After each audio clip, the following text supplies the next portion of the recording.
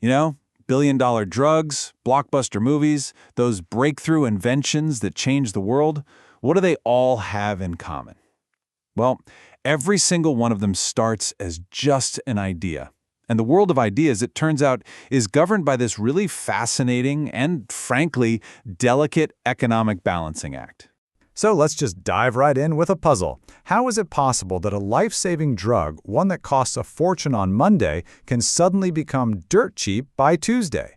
I mean, it sounds like some kind of magic trick, but it's not. It's actually intellectual property law in action. Okay, check this out. Take the sedative Librium. For years, as long as it was protected by its patent, it cost about $15.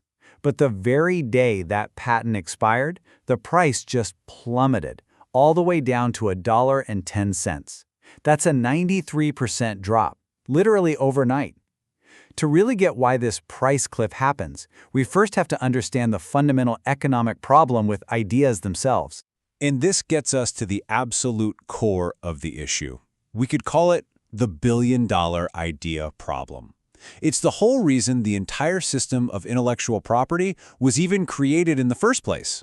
Now, economists have a fancy term for this, non-appropriability, but it's actually a pretty simple concept. An idea is incredibly expensive to create, think years of research, millions of dollars in investment, but once it exists, it's dirt cheap to copy. Once that chemical formula for a drug is out there, anybody with a lab can make it. So the big question is, how does the original inventor ever make their money back? Well, this leads directly to what's called the free rider problem. It's a classic. A creator invests a fortune to make something new, they sell it, but then a copier who spends zero on all that research and development can just duplicate it. And since they have no investment cost to recoup, the copier can sell it for way less, completely undercutting the original creator and driving the price down toward zero. I mean, if you lived in a world like that, why would you ever bother investing in the first place? So if a totally free market ends up stifling innovation, what's the solution? Society's answer was to invent a whole new kind of ownership, to literally create property of the mind. And that solution is intellectual property, or IP law. Now, this is the really crucial point. This isn't a natural right like owning a piece of land. It's an artificial, temporary monopoly that's granted by the government. It's a deliberate tool designed to give creators a fighting chance to make back their investment. This whole system basically rests on four main pillars. You've got patents, which protect inventions, copyrights, which protect creative stuff like books and songs, trademarks, which protect brand symbols like logos, and finally, trade secrets, which protect confidential business info like a secret recipe. But here's the catch, and it is a huge catch. Solving that first problem actually creates another one, this massive fundamental conflict right at the heart of the system, the trade-off between innovation and access. You see, these two goals are pretty much in direct opposition.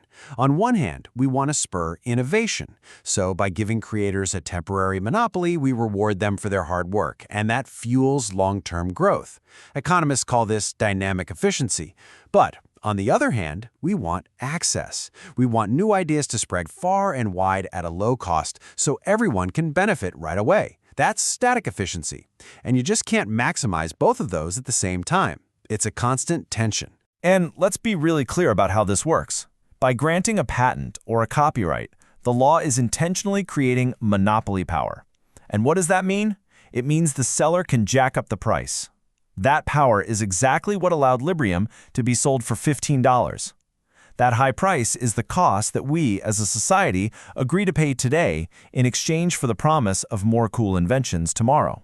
So how does the legal system actually manage this constant tug-of-war between rewarding creators and making sure the public has access? Let's take a look at the law's balancing act. Okay, so the law uses a few different tools, or you could think of them as valves, to try and strike this balance. For patents, the main valves are limiting their duration, so how long they last, and their breadth, which is how much they cover. For copyrights, the key balancing valve is this idea of fair use exceptions. Let's start with that duration valve. For most U.S. patents, the magic number is 20 years. For 2 decades, the inventor gets an exclusive government-backed monopoly. But on day 1 of year 21, poof, that protection vanishes. The invention enters the public domain, free for anyone to use. That ticking clock is exactly what caused Librium's price to fall off a cliff. The other valve is breadth. How much territory does the patent actually cover? A broad patent is really powerful. It covers the core idea and any future improvements, which encourages huge foundational breakthroughs. A narrow patent, on the other hand, is much more focused, protecting just one specific thing. This encourages competitors to invent around the original idea, which leads to more follow-up development. Getting that balance right is one of the toughest jobs in the legal world. All right, now let's switch over to copyright. The duration here is kind of shocking, actually. For an individual author, it's their entire life plus another 70 years after they die. This gives creators of art and books and music an incredibly strong, incredibly long monopoly, much longer than for inventions. So to balance that absolutely massive monopoly, copyright law has this crucial safety valve built in. It's called fair use. This is what allows for the limited, unauthorized use of a work for things like reviews, commentary, or education. It's the reason a creator's monopoly doesn't just completely shut down public conversation or the creation of new art. But, and this is a big but, this entire balancing act was designed for an analog world, a world of printing presses and factories. So how is it holding up in the digital age? Let's take a quick look at the future of ideas.